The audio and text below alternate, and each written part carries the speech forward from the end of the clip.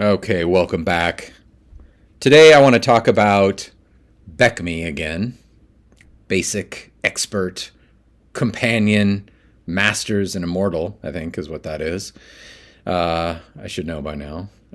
Basically, the Rules Cyclopedia from like 1990 or so. But first, I just want to give you a quick Hexcom update. If you're familiar with this channel, you know we've been running a 4th edition campaign, a mission-based, kind of experimental 4th edition project for a little over a year now. We just hit Epic tier, so a lot of us are level 21, 22 now, working our way up to max level 30. I have to say, I just want to say, 4th edition is unlike any other edition in that you have to be a genius to play it. You do not have to be a genius to play any other edition, but boy, 4th edition is something else because it's just really a lot of stuff, a lot of options that you need to personally track and remember in your brain. And my little pea brain is not good at this kind of play. I love it so much. It's so fun. I love all aspects of it. I'm just not good at it yet. So I'm taking personal lessons from the experts on the Hexcom Discord. They're super helpful. They've been helping me like build my characters better. I mean, you'd think by now, by epic level, I'd be like really good at this, but I think you have to kind of play a character from start to finish, all 30 levels, and then you kind of know what's up. I'm really starting to get it, but it's tricky because you have so many options and you have to personally track all the triggers, all the ongoing effects, all the ways to apply damage, and you have to know what stacks and what doesn't stack and when to it's a lot. But I'm getting there. Anyway, Hexcom going well. It's a lot of good fun. Having a lot of fun with that. But I'm also having a lot of fun with BECMI. If you saw the last video, you saw my war machine, which is kind of a data dashboard for managing a BECMI campaign. This is based very closely off of the Rules Cyclopedia. So you can manage your party and a wilderness exploration and dungeon exploration. Now it's a bit abstracted. It's not a perfect one-to-one precise analog to the rules, but it's very close. And so we've got a ledger here for all the gold we accumulate and a calendar. The idea being this runs kind of in real time. You really track each turn, each hour, each day and month and season on different scales. And it works really well. And we've got treasure with all the treasure types, and we've got merchant caravans. This is not out of the Rules Cyclopedia, but an optional merchants of Darrokin, I think, or something like that. Some Dominion factions, stronghold, siege weapons. It all started with siege weapons. It's called War Machine because I wanted to adapt the kind of complex War Machine and Siege Machine rules out of the Rules Cyclopedia. And then the whole system kind of evolved around that. How do you build a campaign to support financially and logistically a War Machine effort in BECMI? And so that's where all of this came from.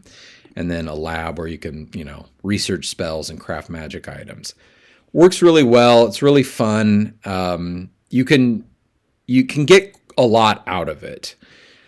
But what I really wanted to do is to see what happens if we take this War Machine and we run this as a standalone real-time simulator without this UI. So take the kind of logic and have it generate factions and parties and all the aspects of a BECMI world and have it simulate in real time. So that's what we've done. I'm calling it the Ghost campaign. And I'm going to put the links for this. It's just iws.mx/log. So what this is it's that War Machine suite rules running autonomously. And what happens is you get these really, and then it's got some like kind of narrative story templates bolted on top just to give it a little story structure, but there's nothing AI about this. This is all deterministic, straight off of the Rules Cyclopedia tables and probability charts and dice rolls. That's all happening behind the scenes with dice rolls. So if you seed it with the same random number generator seed, you will get the exact same results each time. So again, no AI here. But what's really cool about this is it all runs in real time. So what I do is I just let this run. It's been running since January 1st. So we've got 9 days of logs here. So we're on January 9th, 2026, as you can see. And we've got we've got all sorts of things happening. So Green Mist is one of the towns. Parthenius's band is one of the adventuring parties that got generated. They've been very active in this world. Currently, they're hunting down some marauding trolls. I can hover over and see a little. I can peek behind the curtain, under the hood a little bit, and kind of see what's shaping the decisions here. So again, it's very emergent. There's all these deep structures being simulated that surface as story logs. And we've got the factions here, the region, what was promised, consequences follow, a pact begins to unfold, driven by fear and survival, themes. So there's a lot of kind of deep structures running here. But what's really fun is I can follow along in this log format. So, this is secretly, this is not the only reason, but one thing is I like to just check this instead of the news. Instead of doom scrolling, I just check my D&D log to see what's happening in all these towns, see what's happening in Green Mist and Belfos. The Storm Guild sends relief to Belfos. Wagons of grain and medicine roll towards the suffering. So there are these merchant caravans that do all these trading, and their diseases spread and monsters attack, and there's a really robust rumor system that generates these rumors, which may or may not be true, and these rumors spread throughout the land. It's really cool. The Hawk Compact sends relief to Belfos. So, things happen, and then the world responds to those events. And you get these emergent narratives that you just can't simulate without a heavy simulation running constantly. Let's just spin through this and see what happened here. Ogres provide shelter from the weather. So we have weather events. Let's see. We also have hex events here. So in each of these hexes, the gnolls arrive in new territory. And one really fascinating thing that I've noticed that has happened is I'm using the same namespace in all of my D&D projects. So whenever I'm naming a new character or place, I have a standard namespace that I pull from of thousands and thousands of names. So the chances of pulling the same name are very, very small. But when it happens, it's almost magical, because it's characters that you're familiar with in other contexts make appearances. And what has happened in this simulation is I've had characters from other editions and other campaigns make guest appearances in this world, which is fascinating. A character that one of my very first characters that I played in BECMI when I was a teenager, Theodoric, has made an appearance. He is dying. People have made a trip to this world to visit him on his deathbed. They're building a stronghold in his honor. These are all things that I did not script. They just happened naturally. They emerged from the simulation. Catixia was an original character from Hexcom in 4th edition, has made an appearance. Anzu, who I have played in 2 different 5th edition campaigns with different DMs, different groups, with different spellings, showed up in this version in yet another new spelling. Fascinating stuff. Fascinating. Again, I didn't plan any of this. So let's check. We've got a dungeon here. Barbary's band discovers Silver Forge. As travelers grow road weary, wildflowers blooming briefly hung in the air. They found an ancient silver forge from the First Age. Cool. Oh, here's Katixa. She spreads tales. So you can follow this along. Wolf's Rally to Mendia. So goblins called Othon provide shelter from the weather.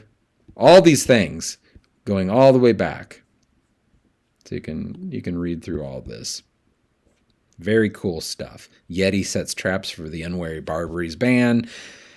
So Crown and Contenders, all sorts of things happening. Towns, factions, things happen on the road, things happen in dungeons with the weather in the world.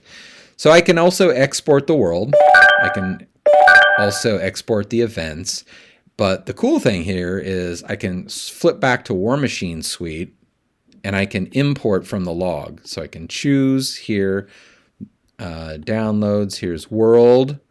I'm going to choose here the events and import that. Now what you can see is I've imported my Ghost campaign into the War Machine, and here I've got a map. This is the actual map from my log. So I can see here, this is Green Mist. It's a village. I can go to party. All of those party. Here's Barbary's band with all the adventures. Justy's band. We've got Millicenta's band. The Grim Wolves are in here. Very cool. Now let's take a look at the factions. We've got the Storm Guild. We've got, active operations. They're patrolling. We've got Sons of the Wolf, Order of the Hawk, Circle of the Dawn. Again, these are all procedurally generated names. These don't exist every time. We've got strongholds. We've got several strongholds going. Here's Theodoric Citadel, which I told you Theodoric was my guy from back in the day. Love this guy. He was a thief. So we've got several keeps and posts going. We don't have any sieges going yet, but we've got merchant caravans we can track.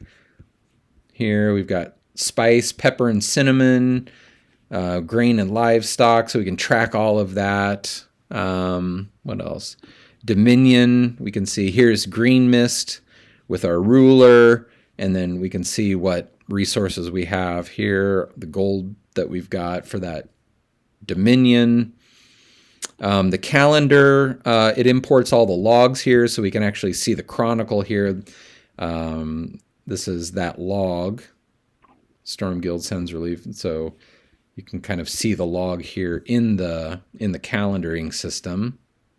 The ledger, here's how much gold the parties have generated. So as they clash with different monsters and gain gold, it gets added to the ledger, and that's all processed here. So,